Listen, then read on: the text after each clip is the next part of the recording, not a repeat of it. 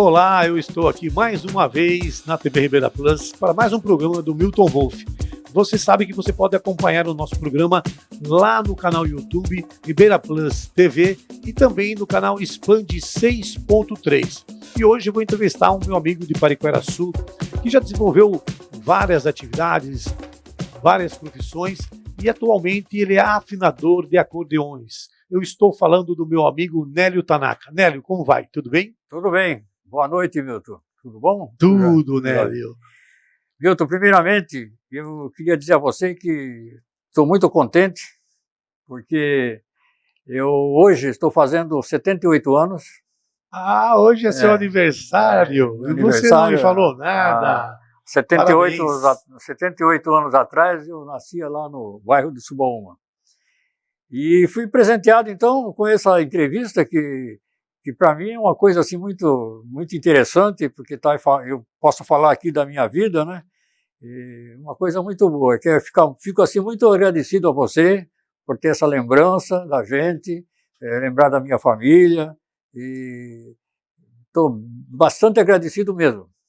Tá bom, Milton? Primeiro assim, parabéns, né? Você não havia me falado ainda, né, que era seu aniversário hoje. Parabéns, muitas felicidades. Que Deus lhe abençoe sempre, com muita saúde sempre, tá bom? Muito obrigado. Você falou que você nasceu no Subaúma. Vamos contar um pouquinho da história, né, da sua história, Nélio, e dizer para as pessoas, contar um pouco das coisas que você viveu e das coisas que você fez, né, para que, assim, nós falamos de pessoas do Vale do Ribeira para o Vale do Ribeira e para o mundo, né, Nélio? E eu sei que você tem histórias aí que são importantes para as pessoas. Como é que é? Nasceu no Subaúma? Como é que sua família chegou lá? Me conta um pouco sobre isso, por favor. Então, Milton, eu vou começar aqui pelo meu bisavô. Sim. Porque ele foi a primeira pessoa que chegou lá nas imediações do Subaúma, né? Ele veio para aquele lugar ali, assim, nas décadas de 1890, eu creio, né? E ele era um militar lá no Rio de Janeiro, né? E aí, com a proclamação da República, né, o Marechal Deodoro da Fonseca, que era assim, muito chegado a ele, inclusive era compadre dele, né, deu aquele golpe no Dom Pedro II, né, e aí ele não gostou muito da coisa. E aí se revoltou contra o Marechal Deodoro da Fonseca, e pela história que eu sei, assim, da minha bisavó, que eu conheci minha bisavó, né, eu não conheci meu bisavô materno. Minha bisavó contava que a fragata era um navio pequeno de guerra, foi afundada lá na Baía de Guanabara pelo exército do Rio de Janeiro, que era contra o Marechal Deodoro da Fonseca, que era, aliás, a favor, mas era contra Dom Pedro II. E aí minha avó ajudou a socorrê-lo, tal, e dali o Marechal Deodoro da Fonseca resolveu por bem exilar o meu avô lá no primeiro exército do Rio Grande do Sul. E meu avô não, meu bisavô. E lá se foi meu bisavô para o Rio Grande do Sul, né? Com a minha bisavó, claro, novinha naquela época, ele também era novo. E aí cumpriu o exílio dele no Rio Grande do Sul, e quando voltou, ele já não quis mais voltar para o Rio de Janeiro. Deveria ter alguma reserva guardada de dinheiro, acabou comprando uma fazenda naquelas imediações do Subaúma, que nós chamamos hoje de Mumuna, né? Ali ele comprou uma área grande, era uma fazenda grande, tinha uns 4.000 alqueires, mais ou menos, e se estabeleceu ali, né? Formou ali um feudo, que era parecido com um feudo, né? Porque tinha várias pessoas que trabalhavam lá, mulheres, homens, em torno de 60 pessoas, mais ou menos. E ali eu criava alguns animais, plantava algumas coisas, sabe, necessário para comer, para se alimentar, e foram vivendo ali. E aí teve uma filha, que é a minha avó, né, a minha avó Olga, né? E aí o meu avô, Fernando Fragoso, né, Fernando Marques Fragoso, que era parente dele, que era primo dessa minha avó, morava lá em Petrópolis, no Rio de Janeiro. E veio visitar o tio, o meu bisavô. E acabou, encurtando a história, acabou, assim, sabe, namorando a minha avó, né? E casaram e formaram um casal lá em Subaúma. Passou a morar em Subaúma, montaram um comércio lá, que recebia, naquela época o Subaúma começou a receber os minérios de Cajati da Serrana, que exportava ali no Porto de Subaúma. Os navios pegavam ali todos os minérios de Serrana, vinha de caminhão, e dali saía para Santos. E foi ali que minha mãe nasceu, né? Nasceu ali, mas minha mãe parece que ficou meio doente logo ao nascer, recém-nascida, e a minha bisavó acabou levando minha mãe para morar com ela lá na fazenda. Ô Nélio, o seu bisavô, que era compadre do Marechal Teodoro da Fonseca, como é que era o nome dele? Félix Bialé. Bialé. Ele era coronel do Exército. Era o coronel do Exército. Certo. Aí ele, então, que depois veio do Rio, saiu do Rio de Janeiro, foi exilado no Rio Grande do Sul, e aí foi depois para o Subaúma. Ele, quando voltou... O porto que você fala era o Porto de Iguape, né, Nélio? Naquela época o Porto de Subaúma ali é muito profundo, ali, sabe, o canal? Sim. E todos os navios, tinha um navio Itaipava, se não me engano, que era o nome de um navio, tinha outros que vinham ali e pegavam minério de ferro ali e levavam para Santos. Saía pela Barra, né, de Cananéia, eu acho, e dali levavam para Santos. Ou saiu pela Barra de Iguape, Barra de Capara ali, né. Então Subaúma era um lugarejo assim muito movimentado, sabe? Tinha pescadores, tinha o comércio, e tinha várias famílias, né? E esse meu avô, né, lá de Subaúma, era músico. Era músico naquela época do romantismo, final do romantismo, ele era poeta, músico, tal, e aí também guarda-livro, que guarda-livro era uma profissão que antigamente chamava-se guarda-livro, mas era contador. O contador de hoje era o guarda-livro de antes, né? Certo. Era o contador de hoje chamava guarda-livro, que eram as pessoas que faziam esse trabalho mesmo. Isso. Né? E aí meu avô fez uma casa que até hoje existe lá, né? Um casarão assim muito bonito, sabe, com uma arquitetura maravilhosa, né? E ali ficou. Reunia músicos, fazia muita festa, né? Sabe?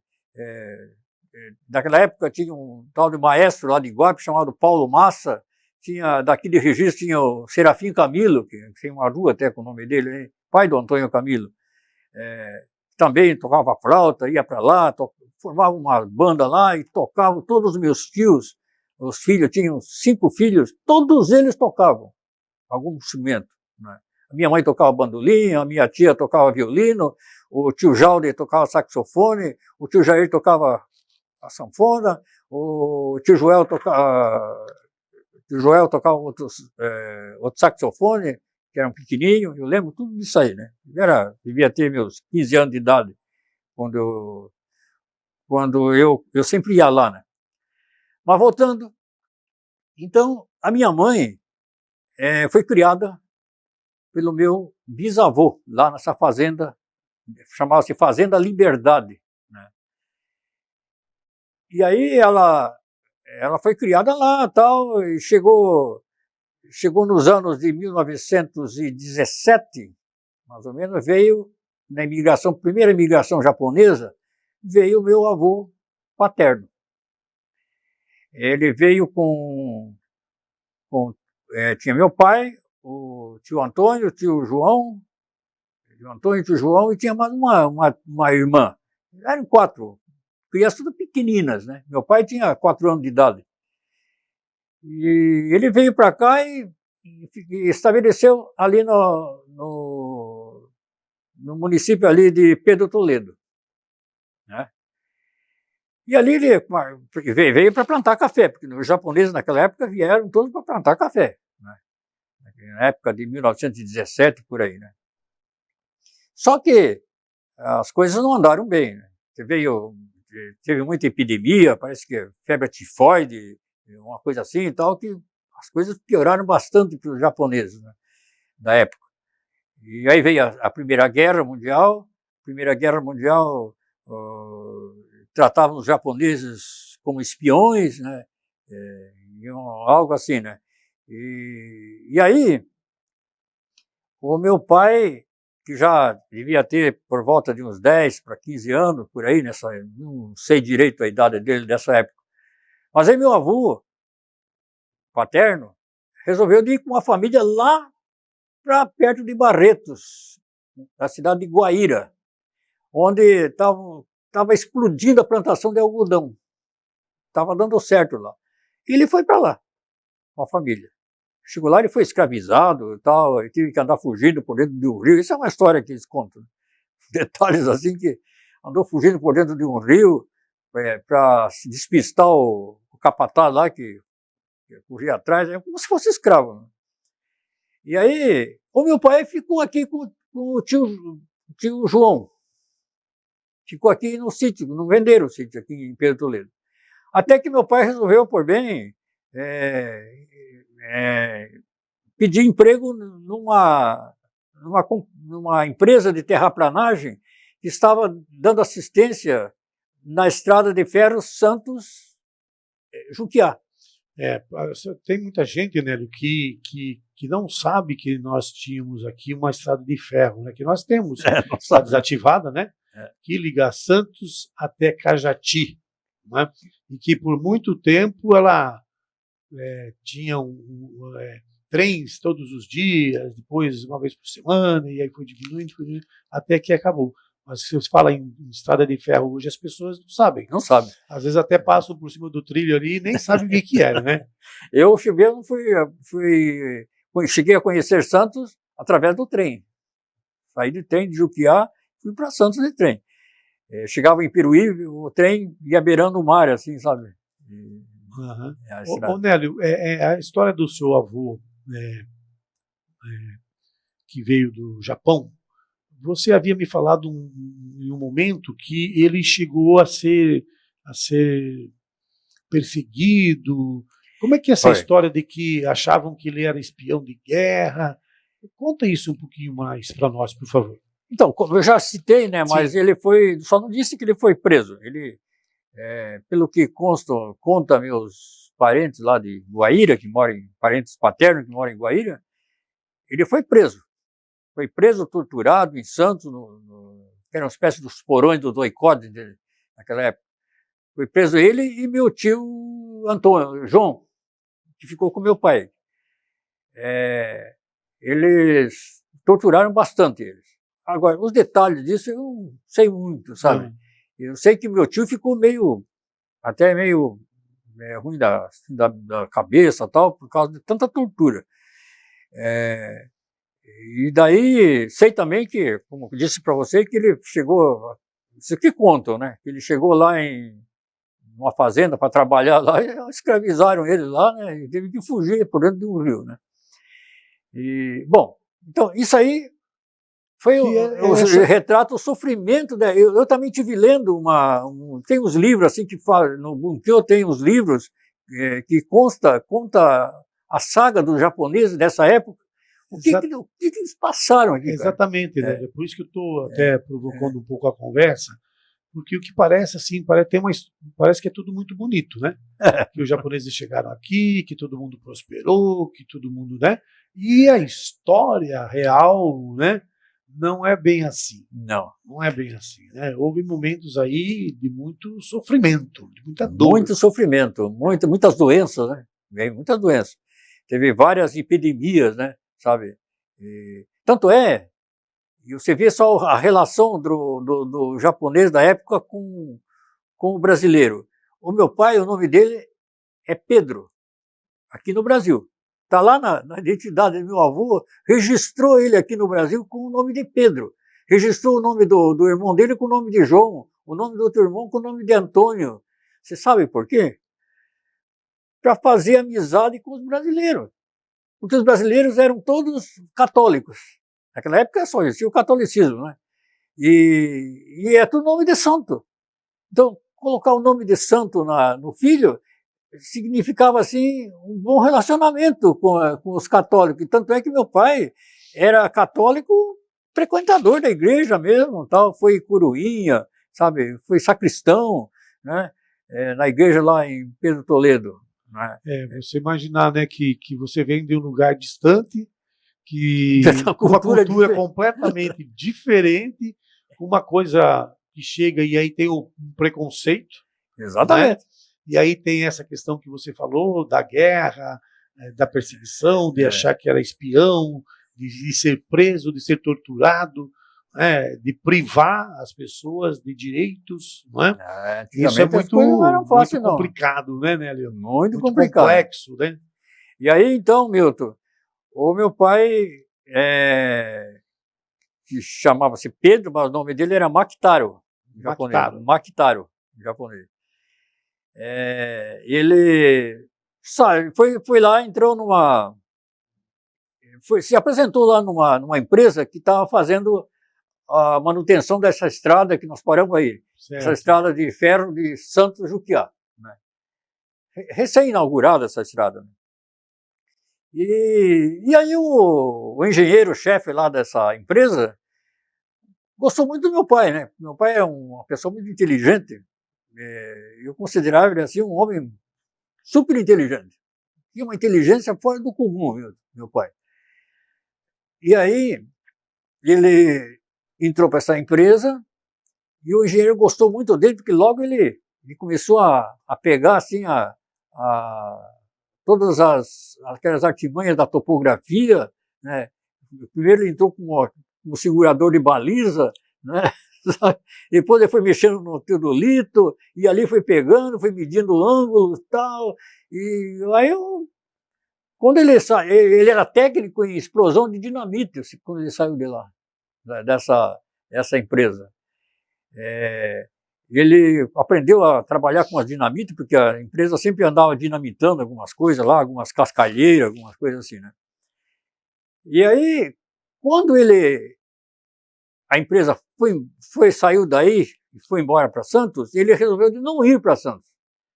Aí o engenheiro falou assim, bom, você não está querendo ir para Santos, eu vou recomendar você para você trabalhar no patrimônio imobiliário do Estado, que nós chamávamos de Procuradoria, não é? Que hoje é a ITESP, né? A PPI, né? PPI, PPI é o Patrimônio Imobiliário do Estado, que lá naquela época, lá atrás, tinha uma parceria, um convênio com a Secretaria do Interior, que também tinha o ITESP, que também tinha a SUDELPA, não é? Era assim a estrutura daquela época, né, Nélio? Então, lá veio meu pai, acho que eu acho que foi lá por volta de 1940. Eu sei que meu pai foi o primeiro japonês que apareceu em Pariquera. E lá veio meu pai para trabalhar na Procuradoria do Estado. E ali, já trabalhava ali seu Zé Padovan, falecido seu Zé Padovan, como topógrafo também, trabalhava lá no escritório, fazia mapa e tal. Aí meu pai chegou e deram a incumbência dele fazer os levantamentos plano-altimétricos, topográfico plano-altimétrico, de todas essas áreas de voluta, que eram áreas de volutas, que tinham poceiros dentro e tal. Então eu tinha que fazer o levantamento planimétrico disso aí, para fazer um mapa, um documento para o governo expedir o título.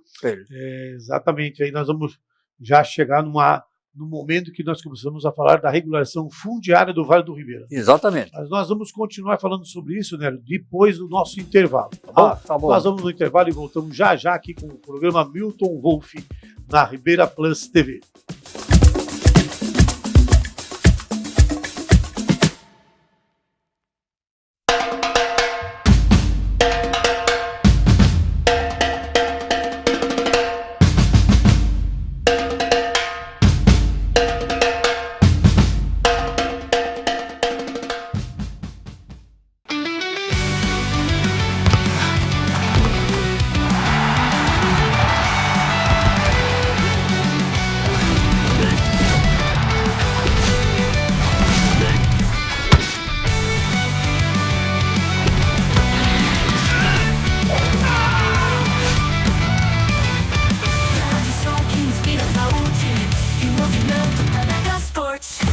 A Tanaka Esportes é a melhor!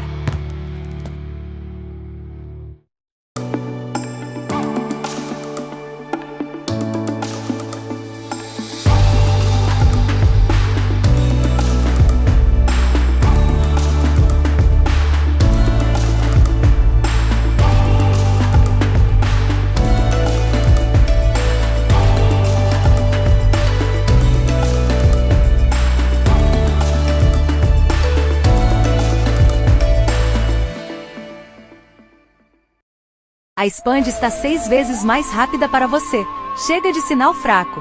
Expanda seu universo com a ultra velocidade da fibra e a tecnologia Wi-Fi 6. Internet de última geração na sua casa e no seu trabalho. Plano 800 MB, R$ 99,90. Combo TV, por apenas mais R$ 10, leve mais de 90 canais, filmes, esportes e jornalismo. Não perca essa oferta promocional. Assine já. 13 38 28 50 40. Quando o assunto é construção e você precisa regularizar sua obra, saiba que com o RIMA Contabilidade você pode reduzir em até 70% o custo do INSS. É isso mesmo, redução de até 70% no custo do INSS. Venha tomar um café em nosso escritório para saber mais. Se preferir, ligue 13 40 42 50 16. RIMA Contabilidade. Compromisso e inovação é a nossa tradição.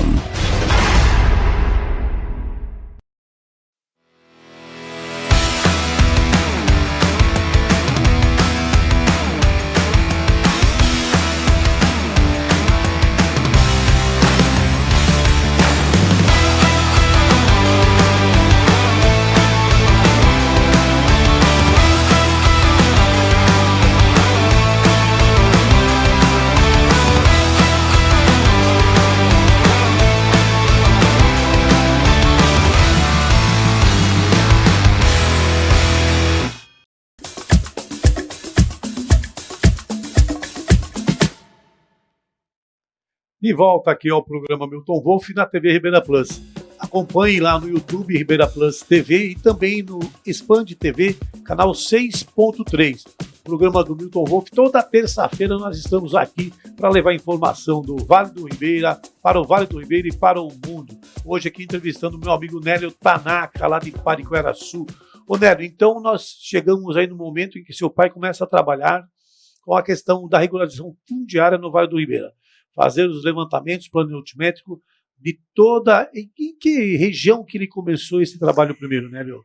Então, Milton. Que é um momento muito importante do Vale do Ribeira, viu, Nélio? Pois é. Aí destinaram ele para fazer os levantamentos do primeiro perímetro, que é chamado por perímetro, né? Primeiro perímetro de Iguape, que era aquela região do Mumuna, do Subaúma, e toda aquela região lá, né? E lá foi meu pai, né? Com o teodolito na mão, alguns empregados e tal, e foi começar a trabalhar por lá. Até que ele foi chegar no Subaúma, que o Subaúma era um local assim onde que é considerado o centro ali, o bairro, né, de toda aquela região do Mumuna. E meu pai conheceu a minha mãe ali, entendeu? Conheceu meu pai já devia ter seus 30 anos, perto de 30 anos, eu acho. Ele nasceu em 1914, né? Que seja ali para a década de 40, então, 20 e poucos anos para 30 anos. E conheci a minha mãe e começaram a namorar ali, né? Entendeu? E aí... Aí a história, né, do seu bisavô, do Félix, né, que estava lá no Rio de Janeiro, né, um coronel do Exército Brasileiro, que aí depois brigou com o Marechal Deodoro porque foi contra uma ação, né?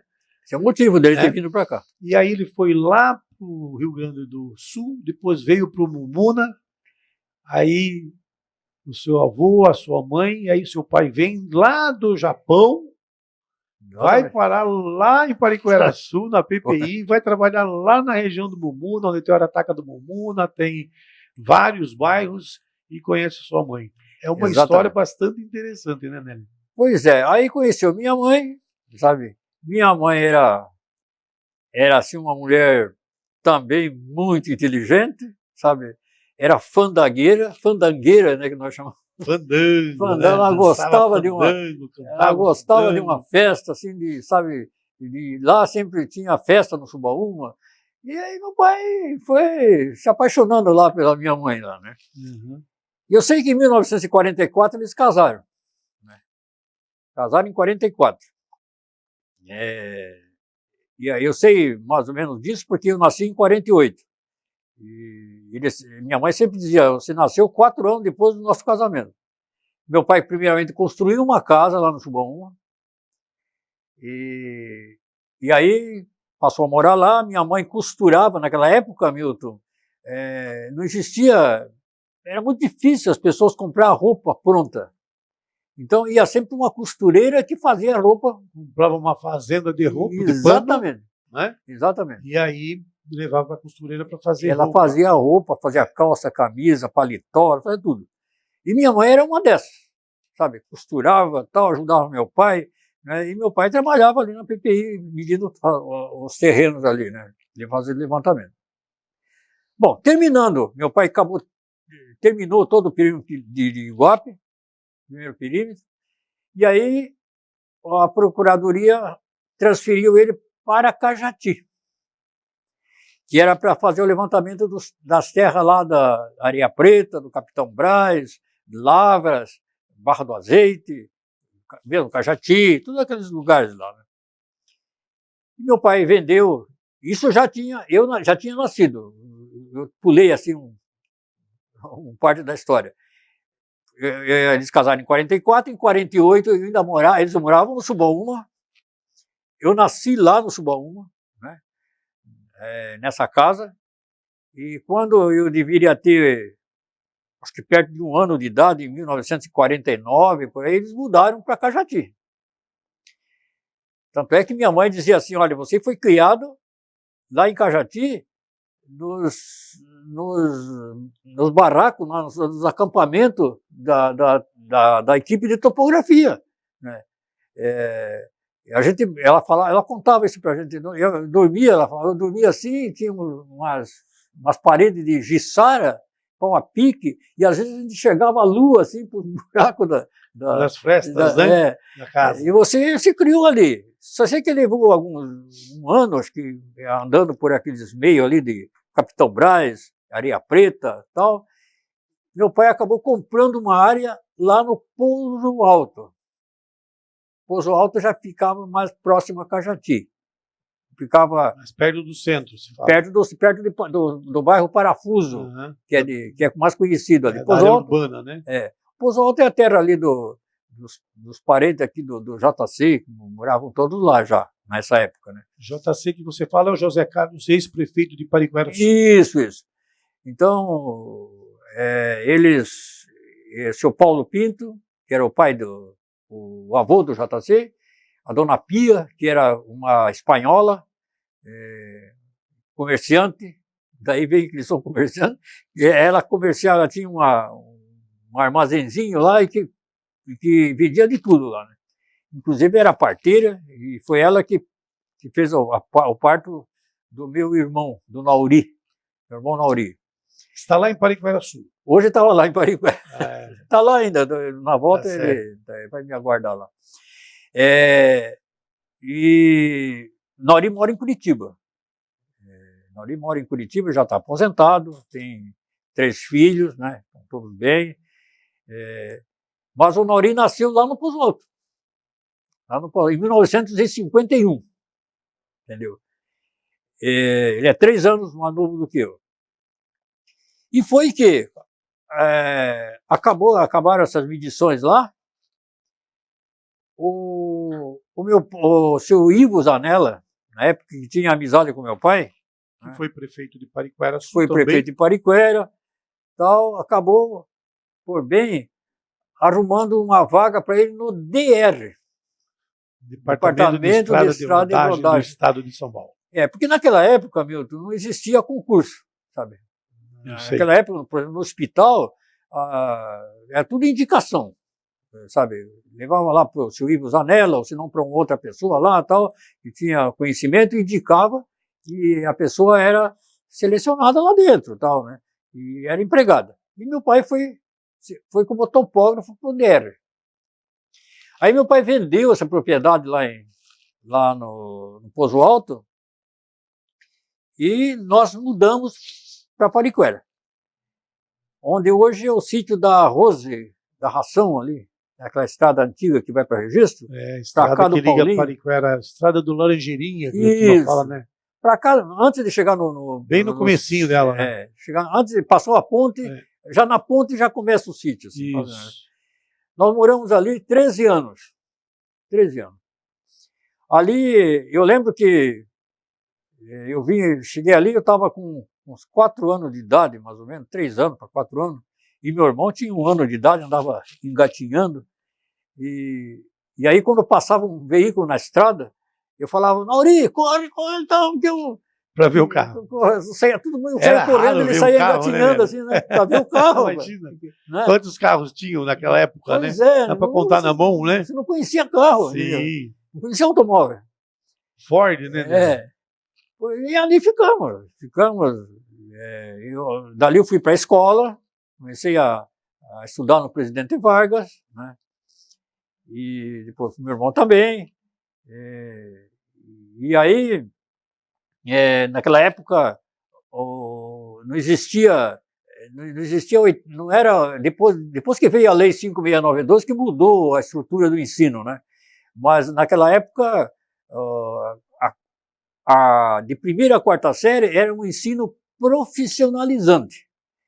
O aluno entrava nesses 4 anos, ele aprendia aritmética, língua portuguesa, né, que se aprendia algumas coisas assim de gramática, a caligrafia era muito importante, né?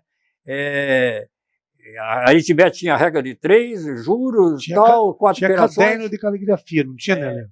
Tinha caderno de caligrafia. Tinha com as linhas, para você fazer as minúsculas, e a outra para você fazer a maiúscula, porque era um ensino profissionalizante, era um ensino que preparava o educando para trabalhar no comércio, entendeu?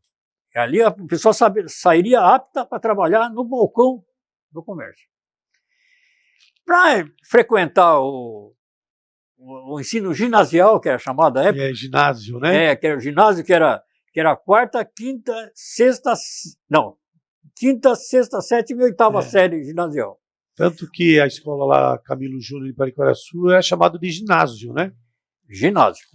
Então, eu vou chegar lá. Sim. Aí, foi que em 1959 criaram o ensino de 5ª a 8ª série. Só que não tinha prédio, não tinha estabelecimento, não tinha nada. Aí, a 1ª série foi ali no porão do grupo escolar Presidente Vargas. Era uma sala ali embaixo. Eu estudei lá também nessa sala aí. Mas você estudou no jardim, né? Jardim da infância. Jardim da infância. Dona de Maria. A minha professora era a professora de Maria, né? Linda professora, maravilhosa. Maravilhosa. Eu gostaria até de falar aqui. Canta e toca. Foi ela responsável por... Nossa, eu adoro aquela mulher. E aí, esse grupo era o Ivinho, Leonel, Frajola, Casquita, o que eu lembro assim no momento, né? formaram a primeira série ali, ginasial. E aí, nesse meio tempo, foram construindo lá o prédio do ginásio. Em 1960 foi inaugurado lá em cima. Aí eu que estava na quarta série, eu tinha que fazer mais um ano de admissão, porque tinha uma espécie de um vestibular para você entrar no ginásio, entendeu? Não era assim, você sair da quarta série, você passava pro ginásio. Eu sei dessa história. Você tinha que fazer admissional. Você tinha que fazer Era uma prova. Uma prova, um vestibular. Teste, né? Para você saber se estava afiado, né? Você poderia estudar o ano inteiro, né? Para depois fazer esse exame. Ou você poderia sair e já fazer o exame. E eu peguei um professor particular, era o finado, falecido ele, Zé Lacerda. Zé Lacerda, filho do Zé Lacerda, cartorário, irmão lá do Carlos, irmão do Itacir. Ele dava aulas para admissão ao ginásio. Fui lá, comecei a estudar com ele já no final da quarta série. E aí, quando eu fiz quando eu terminei a quarta série, eu já fiz um exame para entrar no ginásio e passei. Então, em 1960, eu entrei lá junto com a primeira série que estava ali no Presidente Vargas, passou para lá e eu nós passaram para a segunda série lá, segunda série ginasial, e nós formamos a primeira série ginasial. Então, lá o ginásio foi formado por primeira e segunda série, primeiramente. Meu irmão ficou no grupo escolar, porque ele era mais novo e tal, né? Estava ainda cursando no anterior. Depois ele foi formando lá a terceira série, né? A terceira série, entrou outras séries, até formar as 4 séries, né? E aí, logo que eu entrei, formaram lá, o governo mandou lá todos os instrumentos de uma fanfarra, né?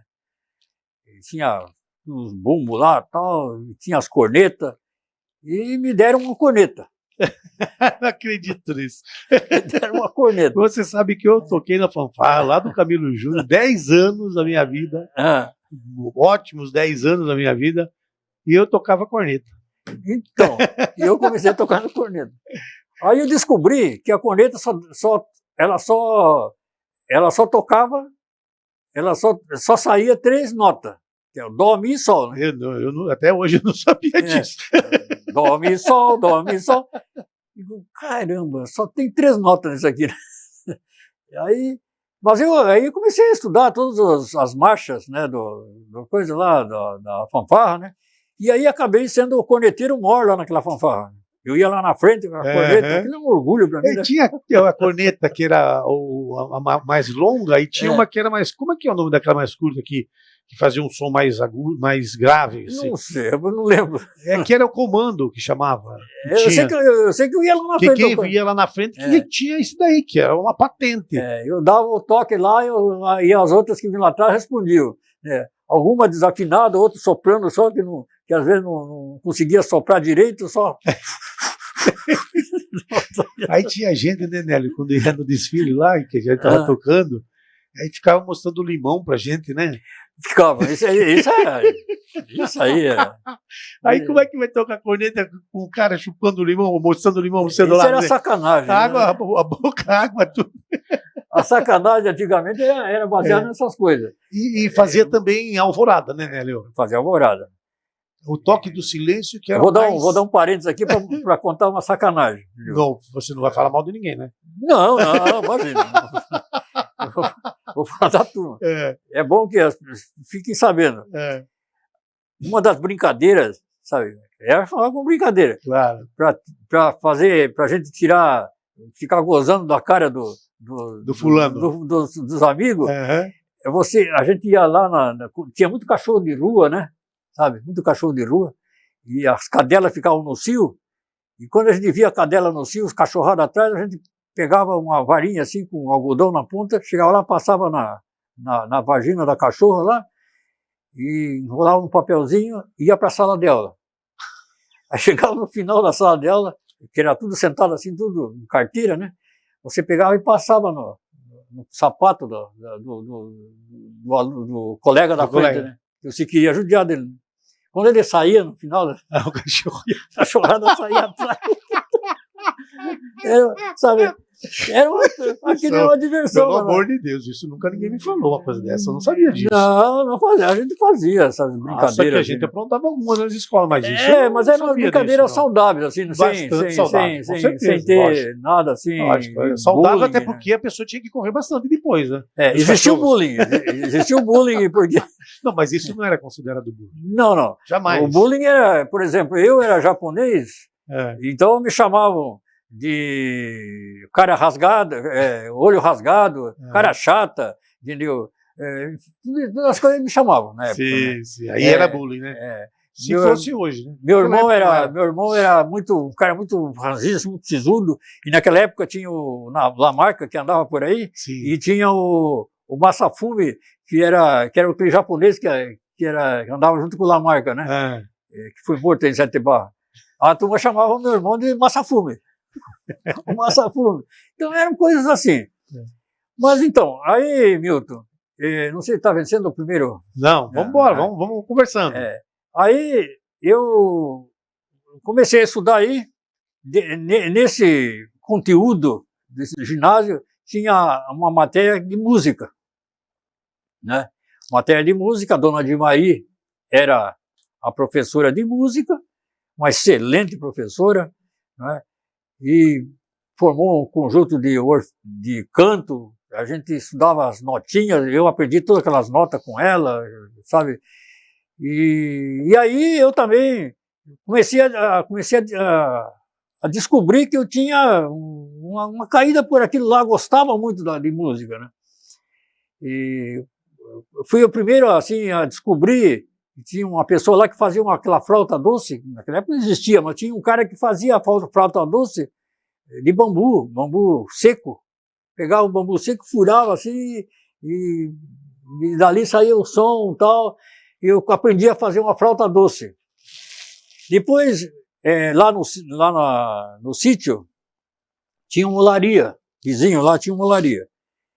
E eu chegava nas férias escolar e eu ia lá bater um tijolo lá para ganhar uns trocados com eles lá. E chegava na época do forno, que tinha que fornar aqueles tijolos, tudo para cozinhar lá, né? Aí a gente ficava a noite inteira lá, fazia galinhada, levava cavaquinho, violão, tudo, e ficava tocando lá. E foi aí que eu comecei a aprender algumas coisas. Assim, o primeiro instrumento que eu peguei na minha vida para tocar foi o cavaquinho.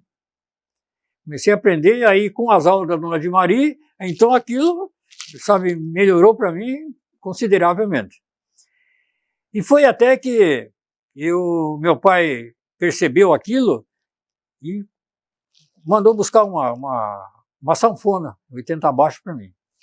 Nélio, nós vamos falar dessa parte da sanfona, dessa história, depois do intervalo. Vamos para mais um intervalo e nós voltamos já aqui com o programa Milton Wolff na TV Ribeira Plus.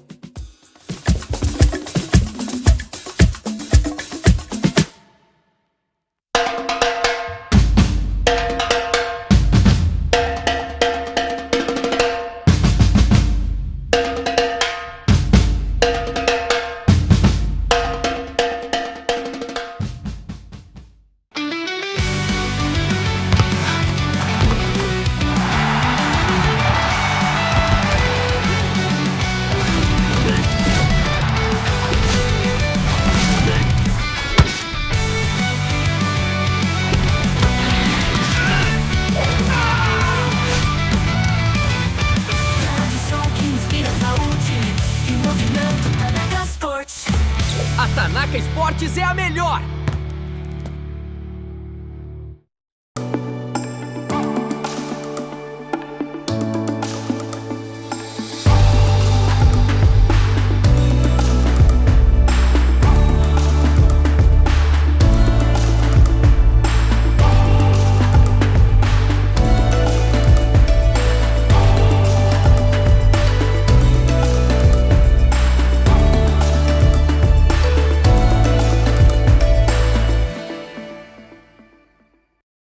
A Expand está 6 vezes mais rápida para você.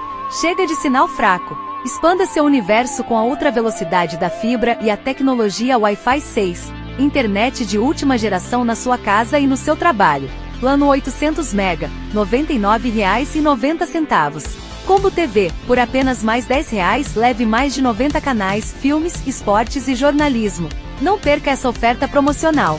Assine já. 13 38 28 50 40. Quando o assunto é construção e você precisa regularizar sua obra, saiba que com o Rima Contabilidade você pode reduzir em até 70% o custo do INSS. É isso mesmo, redução de até 70% no custo do INSS. Venha tomar um café em nosso escritório para saber mais. Se preferir, ligue 13 40 42 50 16. Rima Contabilidade. Compromisso e inovação é a nossa tradição.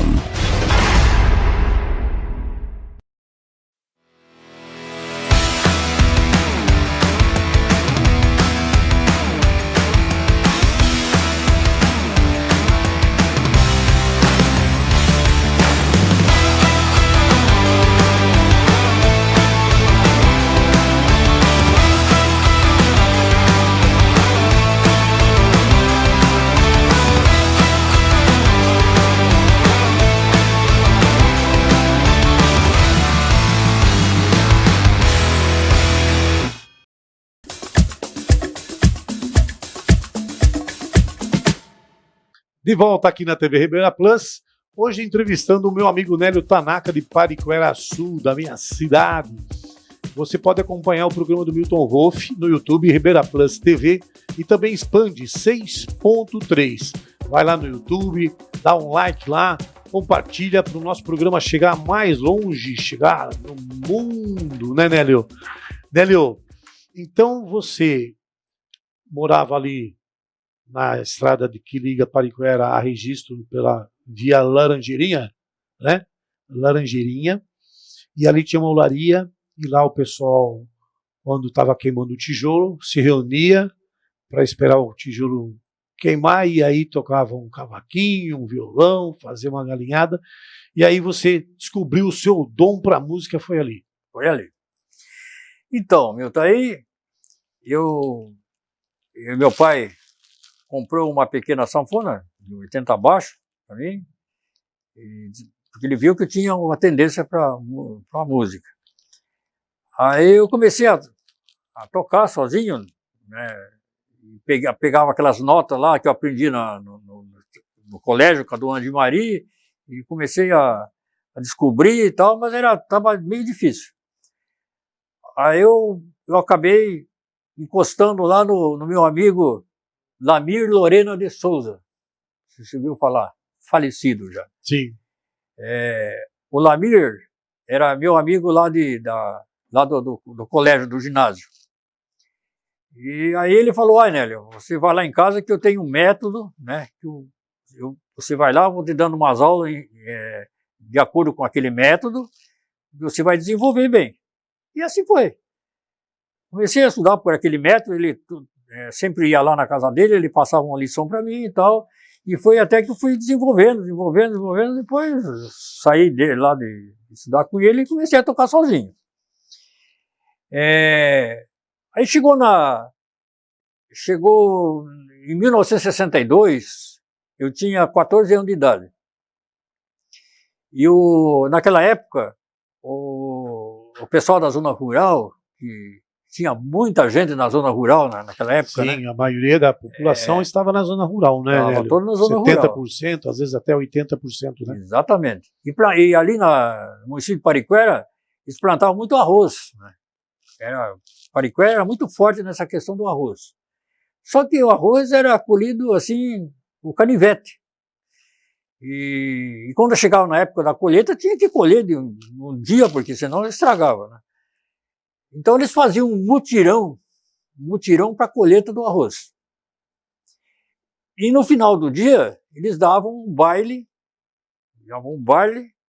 que era para compensar, para agradecer o pessoal que participava daquele mutirão. E assim fazia um sitiante aqui, no outro sábado fazia outro sitiante, e assim por diante.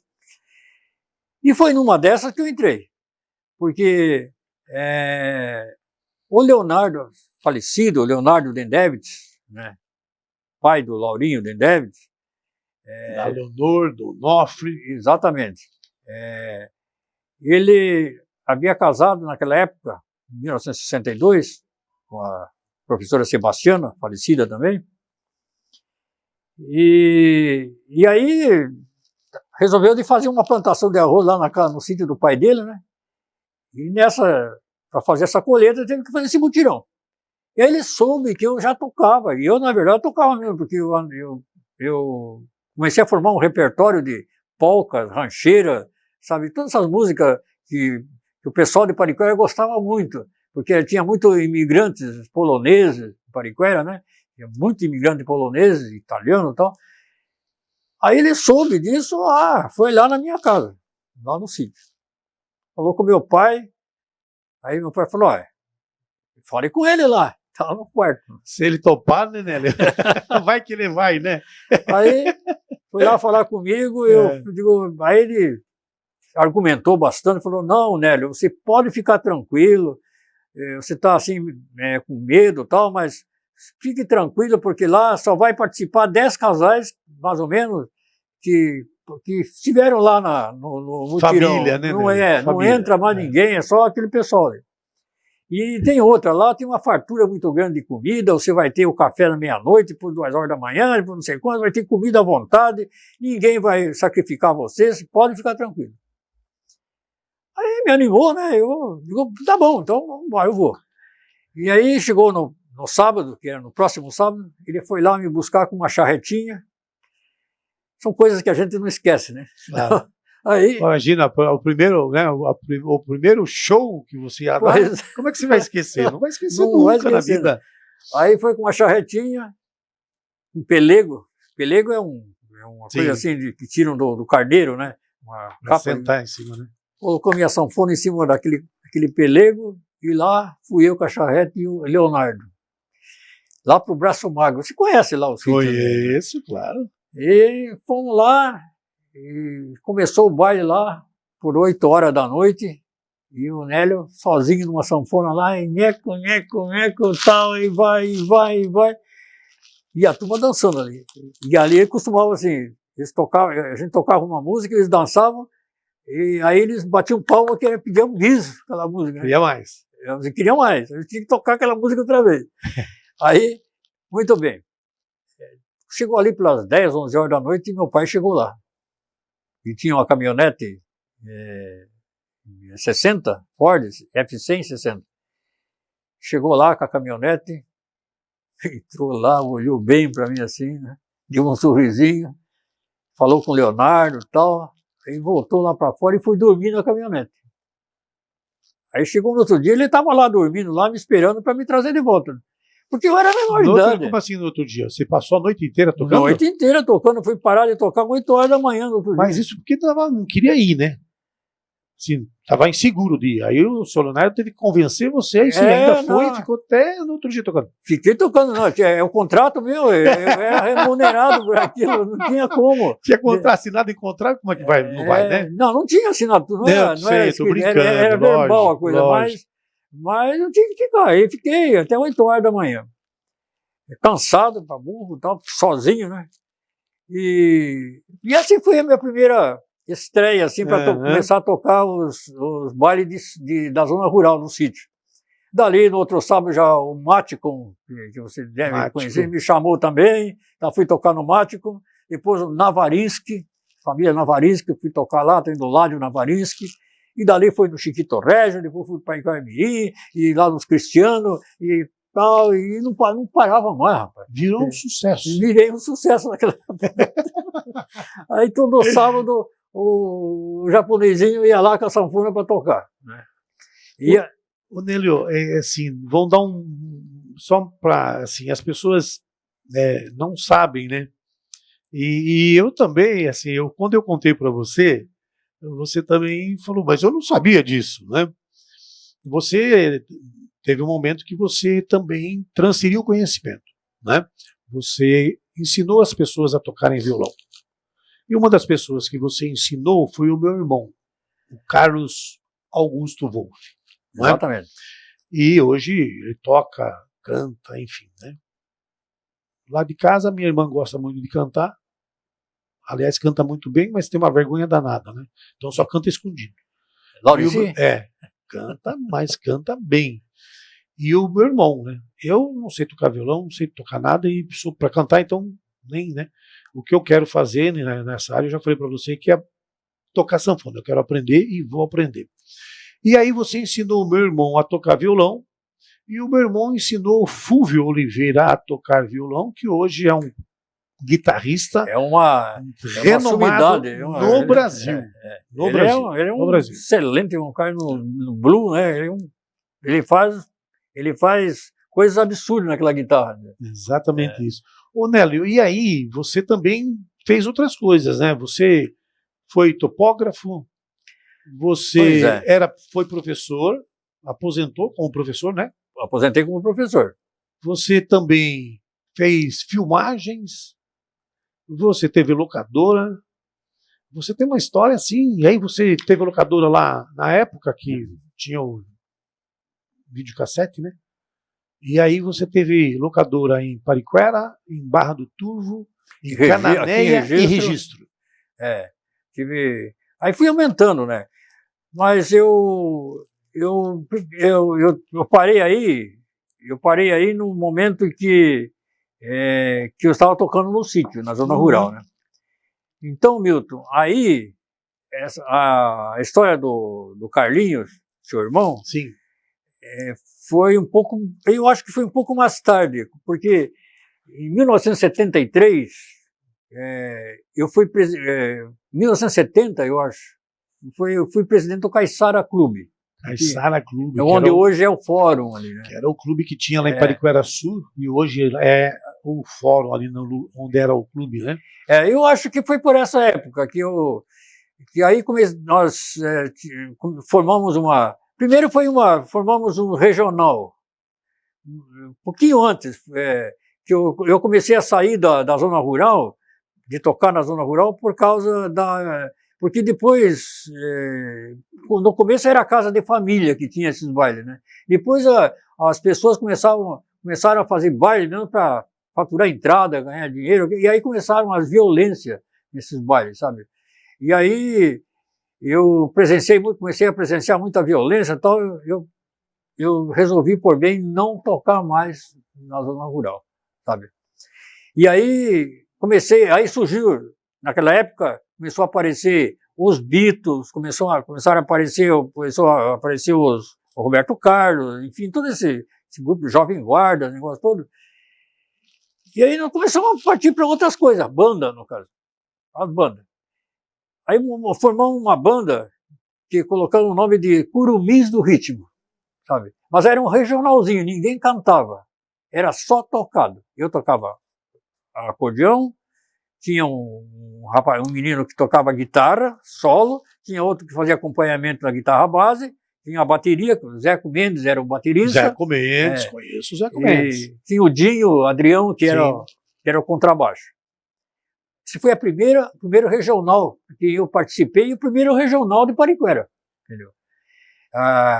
Daí, formaram outro regional. Ali já era um pouquinho mais, era o Joãozinho Zanella, era o falecido Toninho lá do Dr. Jacques, né? Filho do Dr. Jacques. Tinha deixa eu ver aqui, já não estou nem lembrando mais do pessoal. Enfim, era um pessoal, claro, um pessoal ali que formaram um regional chamado Os Milionários, por causa daquela música Os Milionários dos Incríveis, né? Daí passamos para um outro tinha uma outra banda que era chamada Telstar, que deram o nome Telstar, que era o nome daquele Sputnik que ia para a Lua, que negócio todo, sim, eu lembro disso da também. Terra, Esse já era Eduardo Macedo aqui, que é da Épico, eu, o Jorginho Anoroso, o Zé Antônio Anoroso, que é irmão dele, e tinha, acho que era só. Aí, Dessa banda formamos outra, que aí veio o Caiçara. Entendi. Porque eu era presidente do Caiçara, formamos uma banda para tocar dentro do Caiçara, para movimentar o Caiçara. Claro. E aí saiu essa The Working, os trabalhadores, né? The Working. E aí essa banda cresceu. Essa banda era eu, meu irmão, falecido Beto Melcher, Dudu Schwanger lá, Schwanger, né? Odete Lara, uma Lara conheci, excelente cantora, muito, cantava muito, né? Ela ia lá na minha casa cantar junto com o meu irmão lá. Exatamente. Nossa, muito. Aí o Zé Basoli, que tocava pistão, tocava guitarra. Essa banda, a gente tocava em tudo que era cidade por aí. O Dudu tocava bateria? Era ele que tocava bateria? Bateria. Bateria, né? Bateria. Tocava em tudo que era cidade por aí, desde Juquiá, Miracatu, sabe, Sete Barra, Iguape tocamos várias vezes, tocamos em Cananéia, em Eldorado, tocamos 4 noites em Eldorado, enfim, foi uma banda assim que... Fez sucesso. Fez sucesso. Muito bom. E foi nessa época que eu acho que eu não sei direito bem a data, mas foi aí que eu comecei a dar aula pro Carlinho. Sim, porque eu lembro que eu ia lá com meu irmão na sua casa para você dar aula para ele. Eu tinha uns 8, 9 anos, talvez. 10 anos. Eu nasci em 64. Mas eu já era 70 e pouco, 72, 75, por aí. Isso era 1970, acho que, 70 e pouco. Em 70, então. Aí eu já era casado com a minha esposa, Nazil. Dona Nazil. Nazil. Dona Nazil, professora também. Professora, né, também, se formou. Ô, Nélio, vocês têm quantos filhos? Eu tenho 5 filhos. 5 filhos? 5 filhos. Então foi aí que as coisas começaram, aí começou a minha variedade de profissões. Entendi. Porque eu era formado, tinha uma formação de professor, né? Mas as coisas não eram fáceis, né? Tinha 5 filhos e precisava educar todos eles, e minha esposa também, na época, em 1973, ela estava estudando, ela começou no ginásio, depois ela se formou quando era casada, já formou para dar aula também, né? E aí, sabe, eu comecei a mudar para outras profissões, né? Eu fui calculista na empresa de terraplanagem que fez aquela estrada de Pariquera a Cananéia, a Heleno Fonseca, que antes era Construtécnica. Trabalhei lá por uns 2 anos e tal. Aí dali eu comecei a estudar topografia, tudo como autodidata, né? Não tinha curso. E aí comecei a trabalhar em topografia, peguei os equipamentos do meu pai lá e comecei a medir terreno e trabalhei uns 10 anos como topógrafo, né? E foi até que começaram a surgir as locadoras, sabe, no comércio. Começou a surgir as locadoras, e Pariquera, só Jonas Vilas Boas. Grande Jonas. O Jonas alugava uns filmes lá na casa dele. Jonas foi candidato a deputado estadual. Foi, né? Foi. Jonas é uma muito parada. bem votado em Pariquera Sul. Teve mais de 2.000 votos em Pariquera. Não sabia. Foi por que partido foi? Pelo PSDB. PSDB. Na época, partido PSDB. Márcio França, na época. Mário Covas. O PSDB. PSDB. Não é PSDB. Eu falei PSB? Não é PSD, PSDB. PSDB. PSDB. Foi Mário Covas. O número do Jonas era 45645. Não sabia que ele foi candidato. Foi. Eu não sabia. Então, aí as minhas filhas tinham muita amizade com Karina, que era filha de Jonas, com todo mundo. Claro. Né? Sim. Aí nós resolvemos de começar uma locadora também. Só que eu nem sabia como é que eu ia fazer isso, né?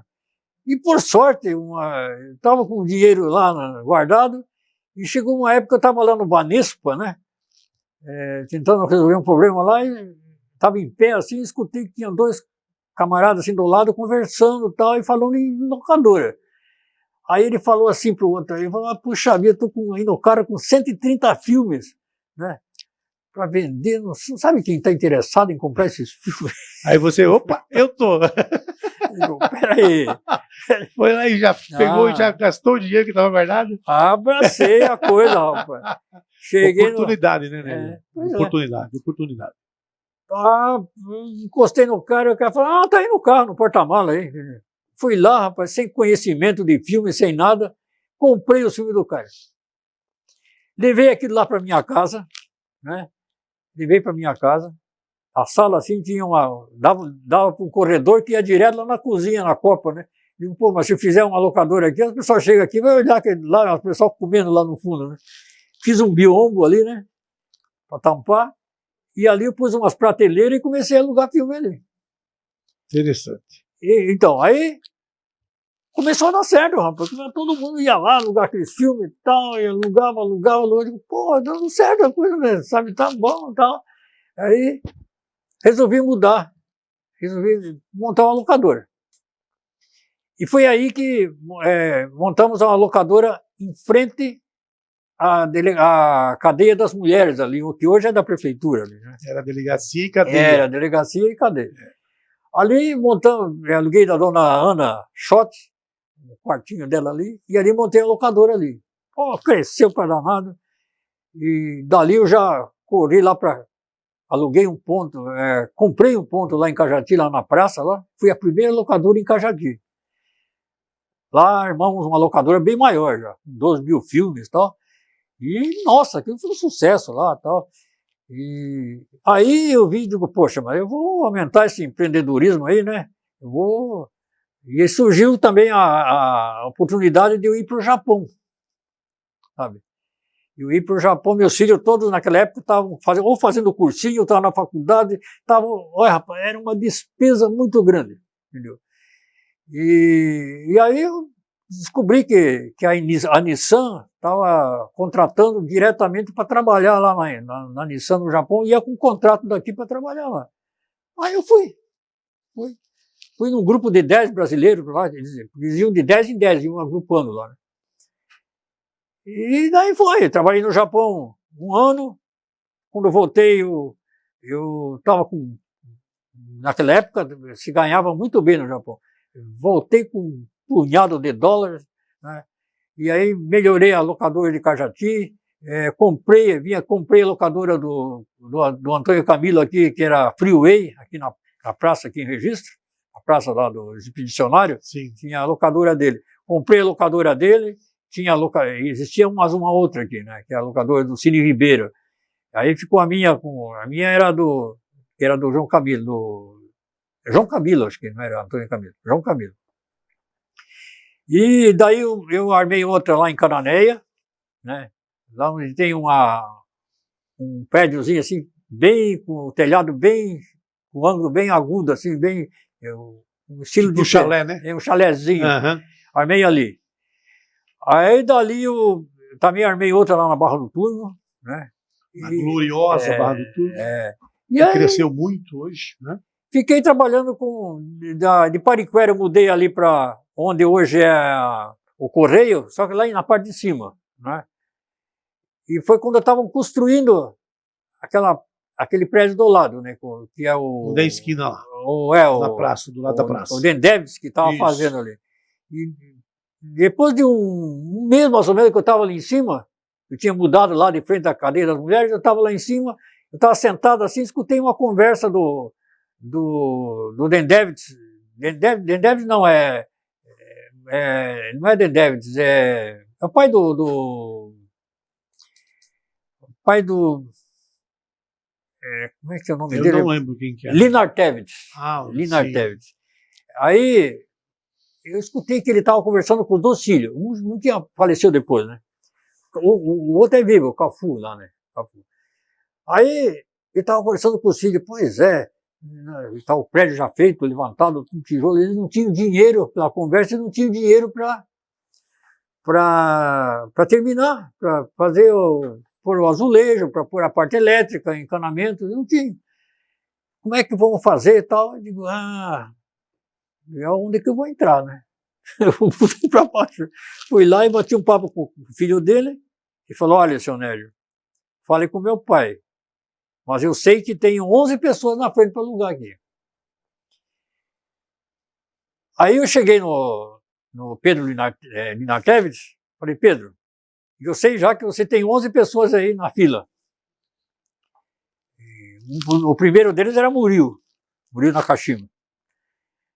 Aí eu falei, olha, mas é o seguinte, eu tô com dinheiro aí, eu pago para você faço toda a parte elétrica, terminar a obra, tal, né, tal, Nélio? termina a obra, Isso. e depois a gente vai descontando aí uns pouquinhos no aluguel. Claro. Ah, Nélio, se você faz isso, eu vou conversar com os outros, pedir perdão para os outros aí, mas você vai ser o primeiro. Tá feito o negócio. Tá feito.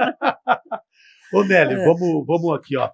Eu sei que você tem bastante coisa ainda para falar, porque a gente, né, conversou um pouco outro dia, mas eu queria que você falasse do que você está fazendo hoje. Eu queria que você também, esse instrumento aí que está do seu lado, que você mostrasse para nós um pouco o que você faz, né? E contar para as pessoas e também dar o seu contato, né? Do que é que você está fazendo hoje. Então, como eu disse a você, Sim, a música sempre me perseguiu a vida toda. claro. Mesmo Que bela perseguição, né? Nélio? Bela perseguição, porque eu acabei, sabe, Se apaixonando, né, a Nélio? música faz bem para o ser humano. Faz entendeu? bem para a alma, né, Faz Nélio? bem para a alma, para a memória, na terceira idade, melhor ainda, porque contribui para que você evite assim, o mal de Alzheimer. A terceira idade é que é a melhor idade, né, Nélio? Porque você começa a ter uma outra linguagem, por exemplo, um acordeão, você trabalha com a esquerda, com a direita e mais a cabeça, quem canta melhor ainda, entendeu? Quem canta seus males espanta. Exatamente isso.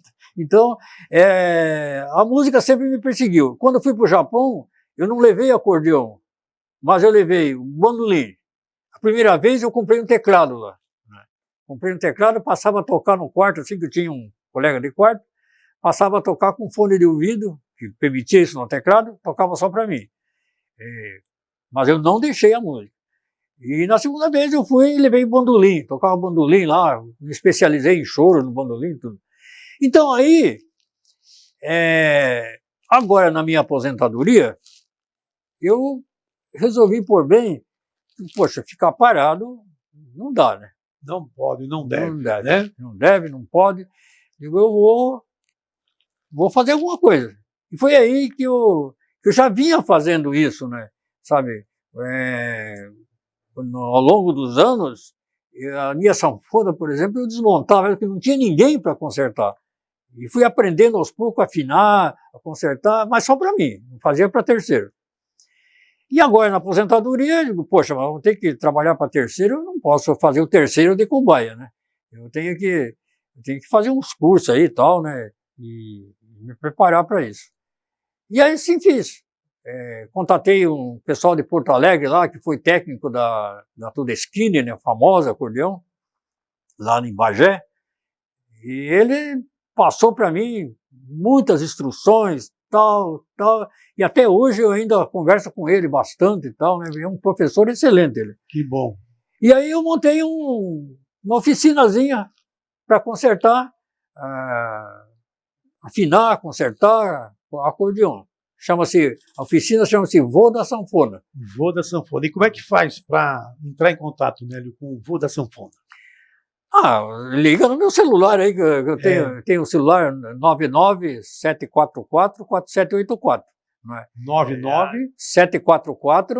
99-744-4784. Tá certo. Nélio, e tá no Google, isso aí o pessoal pode acessar lá no Google, que me acha lá. Claro que acha, com tranquilidade.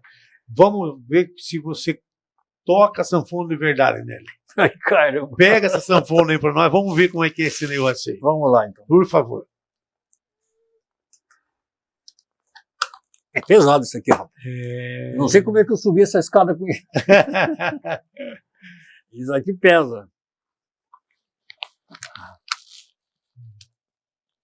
Mas a sanfona... Nós vamos encerrar nosso programa de hoje com o Nélio tocando sanfona. Nélio, Vamos ver. Toca uma aí para nós vermos e depois a gente faz o encerramento aqui, você tocando mais uma, por favor. Eu vou tocar aqui uma música que era muito... que tocava muito na zona rural na época. Muito bom. Ela tem um ritmo chamado mazurca, ou rancheira, sabe? E ela vem lá dos gaúchos, né? sabe?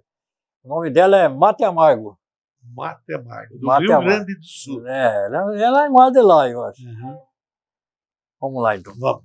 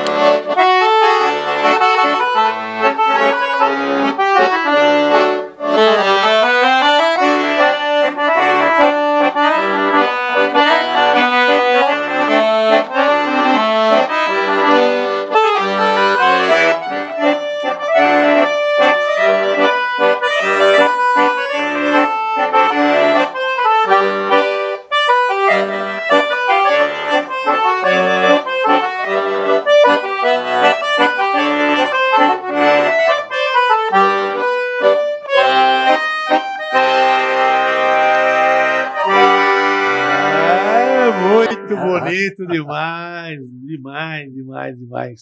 Vai mais Eu uma? adoro isso. Nós vamos mais uma, Nélio, e nós vamos encaminhar para o encerramento aqui, tá Tá bom? bom. Nélio, Eu vou muito obrigado. Pois não, pode falar.